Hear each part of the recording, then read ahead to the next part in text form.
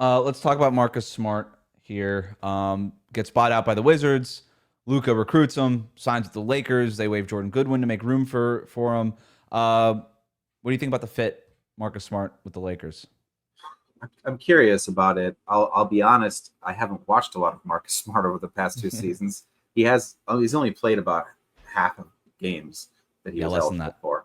Yeah, Less than that. I mean, how many people watched more than one game of him on the Wizards? right. Well, I didn't. I don't I know if did. the Lakers did. Yeah, I don't know if they did either. I I would bet talked. Luka did not. I talked to a big time Grizzlies guy, friend of mine, in preparation today, and he said that he thinks that Smart probably still has a lot in the tank, Mm. and that his injuries have just been not really systemic and just sort of bad luck, and not sign of serious physical decline, and that they were flashes of like, you know, win connoisseur Marcus Smart. Mm-hmm. In Memphis. Him just dragging them to victory when other players on the team looked like they didn't care at times. And so I think that I guess we'll just have to see. I definitely think he's the type of player that the Lakers need if he can be Marcus Smart. Right. I don't think that defensively he's going to be what he used to be. I mean, not because of any serious injuries or physical decline, but just the fact that he's a little older. Mm-hmm. And, he was guarding prime Joel Embiid in the post and stuff like that. It's just like, I don't think that's going to happen again. I don't, unless maybe he'll age and be the new PJ Tucker. I don't think he's quite built like that. But we'll just have to see. Yeah, I'm going to do something similar that I did with Chris Paul. Start with the cons and then get to the things that I like about him. But to your point, I don't expect Defensive Player of the Year Marcus Smart. And by the way, should never have won Defensive Player of the Year. Complete He was sham.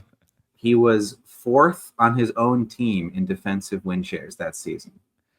Well, not that that's the I've done. gospel of defensive metrics, but fourth on his own team. Well, I would tell you he wasn't even first on his own team in Defensive Player of the Year campaigning. That was all Robert Williams. Right. And then he got hurt and became ineligible. And they were like, oh, crap. Well, we need somebody. And then they just took all of their propaganda that they had reserved for Robert Williams Yes. and then just shoved it all in the Marcus Smart direction. And the Boston Media Mafia Yes. did what they do.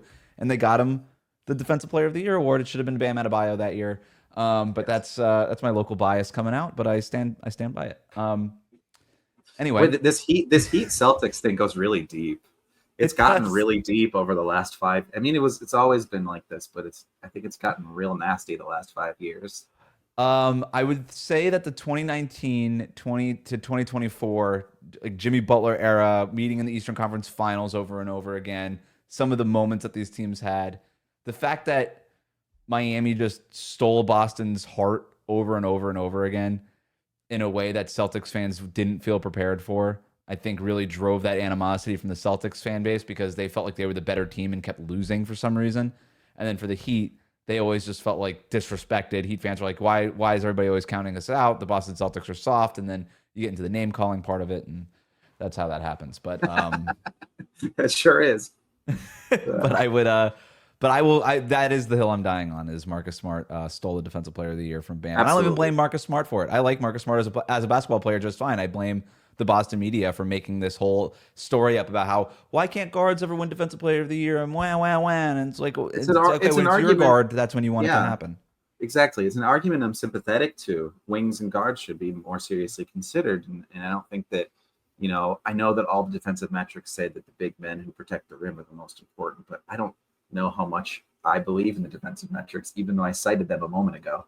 And I think that they should be more considered, just not him. Like Right. there were many better, even again, on his own team. Mm-hmm. Derek White and Jason Tatum, both better perimeter defenders than him. I digress. This is what makes you a good guest because you went down this road with me, and I appreciate that. You didn't blow me off. You went down the road with me, and you agreed with me, which is even more important. But going back to the Lakers fit here, I don't expect fake Defensive Player of the Year Marcus Smart to be there just because you mentioned the age. There have been injuries over the years. We'll see. The conditioning needs to get better too. Something that he's talked about. I mean, him and Luka are just going to be logging miles on those on the treadmills there in Los Angeles. I think is the plan there. He played 54 games over the last 2 seasons combined. So these are the things that you got to worry about. You also think about a team built around Luka and LeBron, and those teams need to have good 3-point shooters, and he's not, right? The 3-point shooting is very streaky with him. He's going to get a lot of open shots, which is what a Lakers fan will tell you first and foremost when you bring this up. Oh, he's going to get more open shots. Yeah, okay, cool.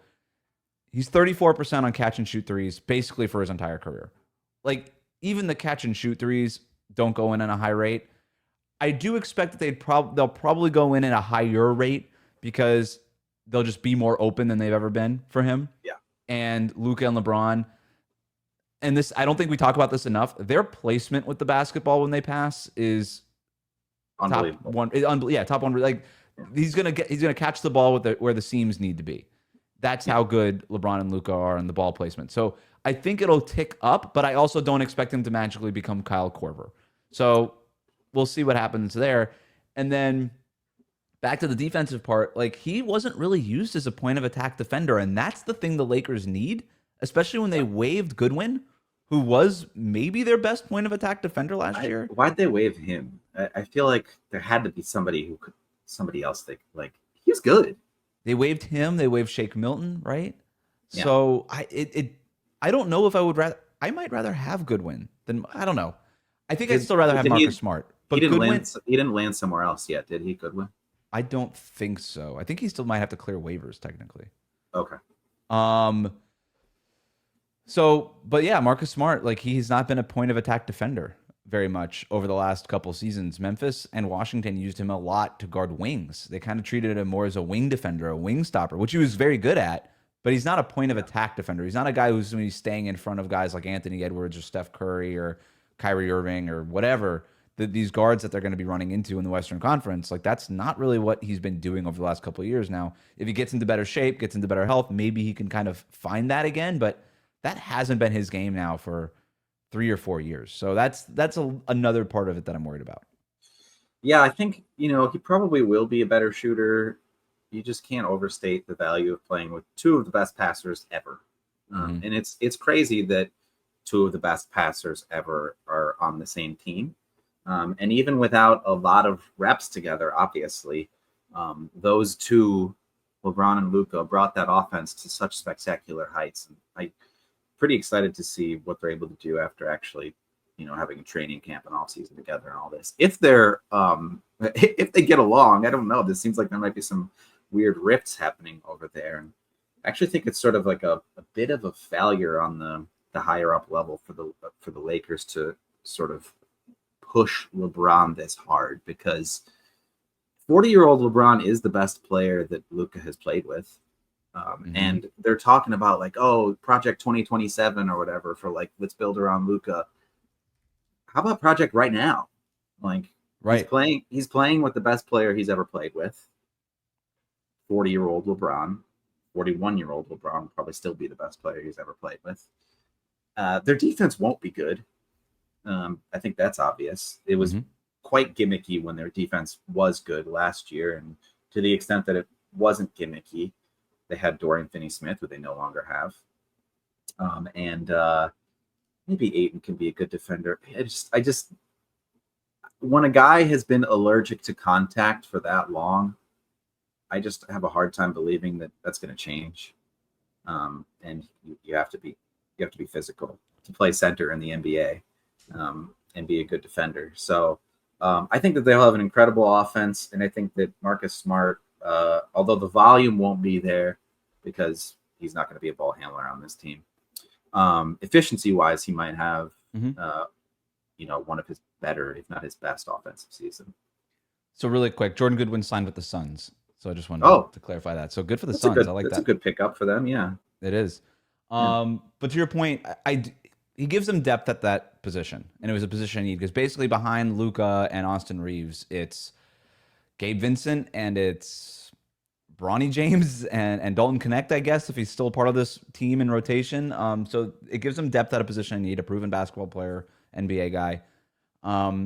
I think he could potentially even close games, right? If Yeah, he's giving you what you need defensively, yeah, he could close games for them. And like all the things I said about the point of attack defense and all that, fine. Still a really smart defender, knows where to be, yeah, good communicator. Like JJ Redick's gonna love all of that stuff. Like that's the kind of it felt like they needed a defensive voice right. because I don't really know who that Yes, was. And if Marcus Smart can just walk in and just be the voice of that defense, the spirit animal of the defense, so to speak, like that is something that they just did not have, especially after trading Anthony Davis. So you've got that. He's still good at yes, navigating ball screens and competing. He's a stout ISO defender against wings. That's not something that LeBron James wants to do. It's not really something that Rui Hachimura is always good at. So yeah, he's going to be a plus, right? And for getting him on the buyout, I think it's a plus addition there. In terms of the yes, Lakers overall, I want to go back to something you said before in terms of why are they all focused on the Luka timeline as if it's some distant thing? right. I agree with you, and I don't I don't really know why it almost feels like they're trying to run LeBron out of town. Right. Is it only the financial part of this where they're saying we don't really want to pay LeBron 50 million a year. We'd rather split that up and have Luka at the top and we just think that depth wins in the NBA now? Maybe. And if that's the basketball argument, I'm here for it. Like okay, we can have that argument. But it does feel like they're almost antagonizing LeBron a little bit and Rich Yeah. Paul. And according to the reporting, Rich Paul went to the Lakers front office and said, "Hey, we're coming out with this statement. Here you go." And the Lakers just still sort of let it come out. Right. And that Obviously, they just got sold, right, right, to a gigantic financial entity that owns the Dodgers, yep, and they've had tremendous success, obviously, um, with the Dodgers. They won the World Series, and they are the best team in the regular season, pretty much every season. And part of their success with the Dodgers has been not holding on to stars, basically, right? And so maybe they think that a similar principle is going to serve them here. This isn't baseball, though. right. Like, this is basketball. Having one of the best players in the league and having two of them is really good, and you should nurture and savor that moment because it's not going to last. And you can't just get rid of Cody Bellinger and still be good in the NBA. Like that's, Right. If for instance LeBron somehow got injured and couldn't play next year, and it was just Luka and the Luka Tears next season, I mean they would be significant. They'd be so much worse. They would be at least 8 games worse without LeBron, probably, right? So, yeah, I think that they shouldn't be precious about the timeline, and they should try to win right now. I totally agree with you. And maybe they will, right? They still have Luka, they still have They LeBron. I still think have the Luka and supporting LeBron, cast yeah. is pretty good. And Yeah. so we'll see what happens there.